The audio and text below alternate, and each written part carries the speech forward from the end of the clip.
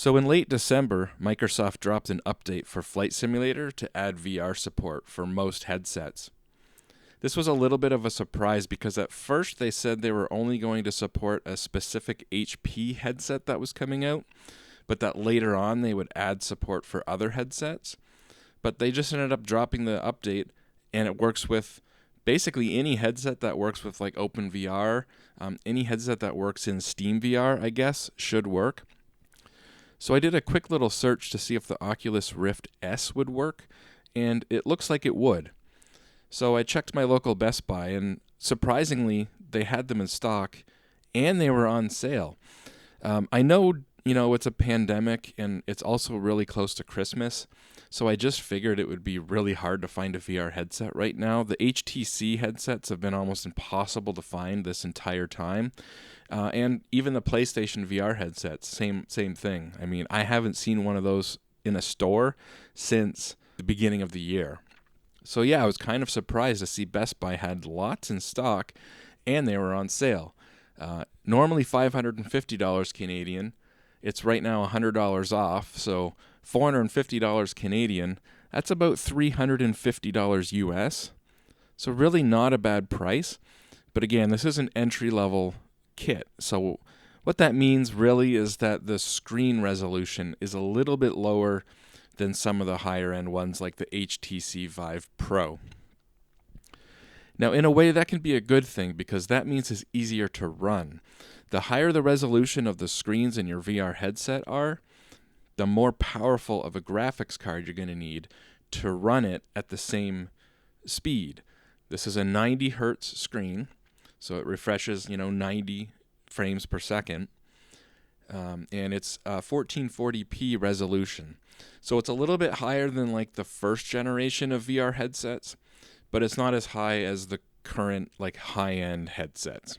Again, that's not a bad thing if you have a mid-range gaming PC. If you don't have a really high-end graphics card, you don't have to worry about it with the Oculus Rift S. They only recommend like a GTX 1050 Ti.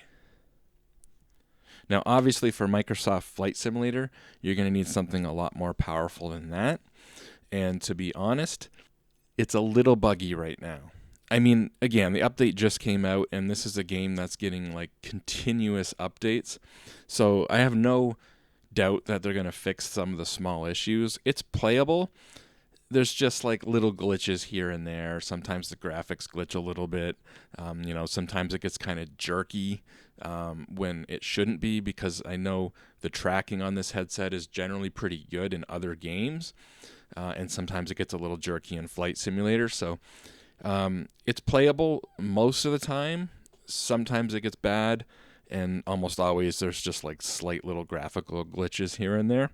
But again, I'm sure this is mostly stuff they can fix with updates down the road. Oh, sick. Playing the actual VR games on here is actually where it really shines.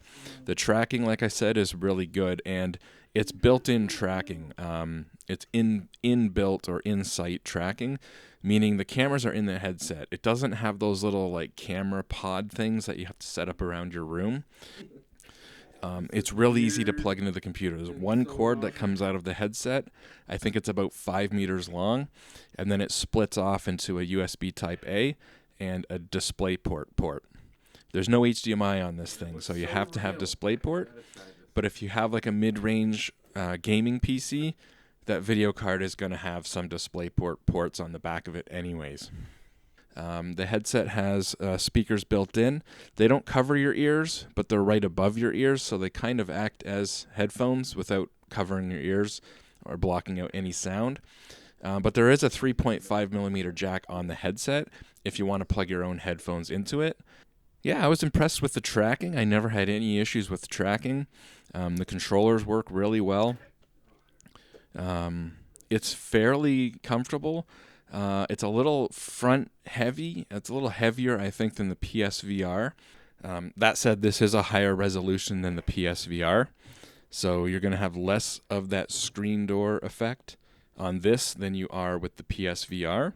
Again, if you want an entry-level VR headset, it comes with the controllers, has the tracking built in.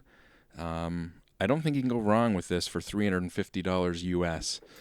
One complaint I saw constantly was that you have to have a Facebook account. You know, Oculus is owned by Facebook now, and so you have to have a Facebook account. I'm very happy with it overall, but I knew what I wanted. I knew what I was getting. I wanted a low-end kit, entry level, lower resolution means it's a little bit easier to run. I'm only running an RX 5600, 6 gigabyte graphics card. That's kind of on par with like a 1660 Ti. GTX 1660 Ti from NVIDIA. So it's a mid-range graphics card at best. It's definitely not a high-end graphics card. If you have a higher-end graphics card and you want a bump in resolution, you may want to look again at something like the HTC Vive Pro. But if you've got like a mid-range graphics card at best and you want something a little more basic, I think this is a fine option as long as you don't mind having a Facebook account.